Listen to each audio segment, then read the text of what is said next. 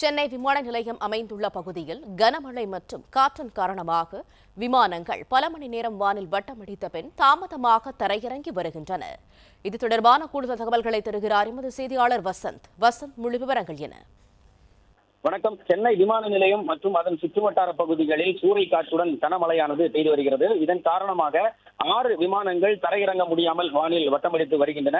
அதாவது இந்த ஆலந்தூர், மீனம்பாக்கம் உள்ளிட்ட பகுதிகளில் பலத்த காற்றுடன் மழையானது தற்பொழுது பெய்து வருகிறது. இதன் காரணமாகத்தான் இந்த விமானங்கள் ஓடுபாதையில் தரையிறங்க முடியாத சூழலானது ஏற்பட்டுள்ளது. குறிப்பாக அந்தமான், டெல்லி, கோவா, ஹைதராபாத், திருச்சி மற்றும் கொச்சி ஆகிய நகரங்களிலிருந்து சென்னை விமானம் நிலையம் நோக்கி வந்த பயணிகள் விமானங்கள் இந்த வானத்தில் தரையிறங்க முடியாமல் வட்டமடித்துக் கொண்டிருக்கிறது. அது மட்டுமின்றி 2 நாள் பயணமாக தமிழகம் மற்றும் புதுச்சேரி வந்திருந்த உள்துறை அமைச்சர் அமித்ஷா வந்த ஹெலிகாப்டரும் தரையிறங்க முடியாத சூழல் ஏற்பட்டுள்ளதால் தற்போது அந்த பாண்டிச்சேரியிலிருந்து புறப்பட்டு சென்னை விமான நிலையம் வந்து கொண்டிருந்த அமித்ஷாவின் ஹெலிகாப்டர் தாம்பரம் பகுதியில் உள்ள தளத்திற்கு, விமானப்படைக்கு சொந்தமான தளத்தில் தரையிறக்கப்பட்டுள்ளது.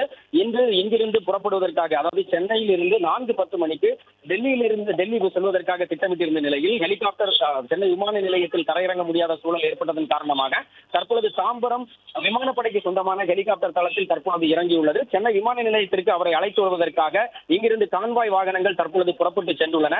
அவர் தாம்பரத்திலிருந்து சென்னை விமான நிலையம் வந்து இங்கிருந்து விமானம் மூலம் டெல்லி புறப்படுவதற்காக திட்டங்கள் செயல்பட்டு வருகிறது. அது மட்டுமின்றி இந்த தரையிறங்குவதற்கு தாமதமான 6 விமானங்களும் ஒன்றன் பின் ஒன்றாக தற்பொழுது தரையிறங்கி வருகிறது.